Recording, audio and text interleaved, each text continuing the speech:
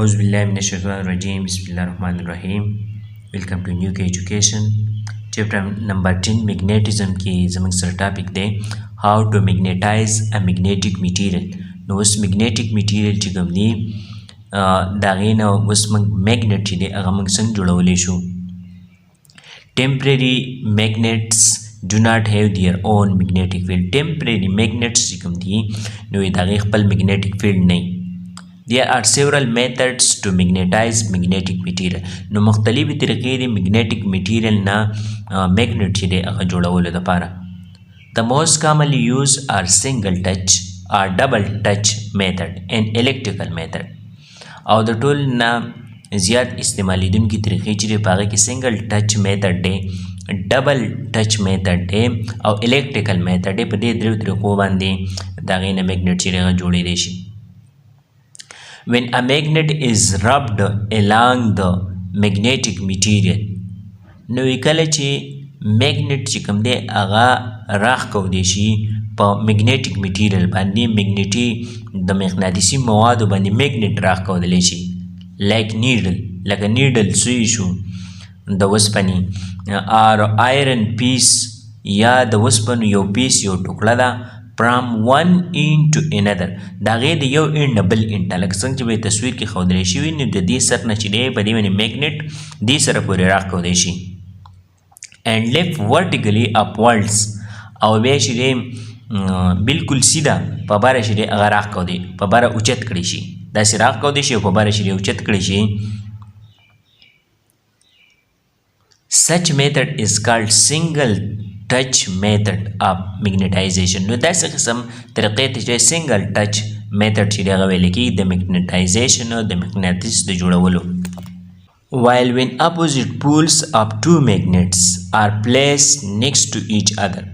نو جبکې کله چې موږ opposite poles چې کوم دی د دوو magnets هغه په یو بل باندې کېدو opposite magnets د دوو magnets دلته ساوث دی او دلته نارت دی دلته بلکل اپوزیټ سایډ چې هغه موږ یې ښودي دي دواړه طرف ته. At the center of the magnet د magnet په دې سنټر کې د دې ځای چې کوم سنټر دی د هغې په منځ کې کېدو center of the magnetic substance and rubbed in opposite direction او بیا په opposite direction باندې راکوو. دا د opposite direction دی نو دا نار په دې ساوند باندې opposite طرف ته چې دی راکوو. Such method is called double touch method of magnetization. نو داسې قسم طریقې ته double touch method of magnetization چې هغه ویل کېږي چې کله موږ دا طریقه په دې کې استعمال کوو. In electrical method په electrical method کې a bar of steel can be magnetized. نو یو ټوکړه د سټیل چې کوم دی هغه میګنیټایز کولی کېږي مقناطیس د هغې نه جوړولی کېږي by placing it in a coil of wire.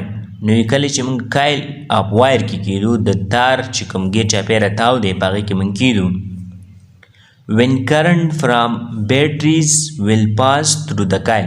نو کله چې کرنټ چې کوم دی هغه د دې coil نه پاس کېږي د وسپنې د تار نه پاس کېږي bar will be magnetized. نو دا بار چې کوم دی د وسپنې دا ټوکړه نو دا به میګنیټایز کېږي دې نه به میګنیټ چې دی هغه جوړېږي کوم چې په دې تصویر کې ښودلی. پسې زموږ سره دی ډیمیګنیټایزیشن. اوس ډیمیګنیټایزیشن چې دی هغه څه دی چې د مقناطیس نه موږ مقناطیسیت چې دی هغه موږ لرې کوو. Demagnetization is the process of removing the magnetic field from an object.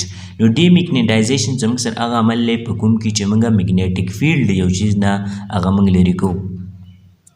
ډیمیګنیټایزیشن اکر نیچرلی اوور ټایم او ډیمیګنیټایزیشن چې کوم دی هغه قدرتي طور باندې د وخت سره په خپله واقع کېږي وخت سره په خپله کېږي. Three methods are very common to demagnetize the magnetic substances. او درې طریقې چې کوم دي هغه زیات استعمالیږي د ډیمیګنیټایز کولو دپاره د magnet substances مقناطیس چیزونه چې دي چې هغې نه موږ مقناطیسیت لرې کوو نو هغې دپاره درې طریقې استعمالي. اولنی په هغې کې د هیټینګ د چې حرارت باندې. When temporary magnets are heated at high temperature on a burner. نو کله چې ټمپرري میګنټس چې کوم دي هغه ګرم کړی شي په هاي ټمپریچر باندې په ډېر درجه حرارت باندې په یو سوځونکي په یو سوځونکي برنر باندې they lose their magnetic strength نو دا خپل magnetic strength چې دی مضبوطیا هغه لوز کی یعنی magnetic field کمزوري شي.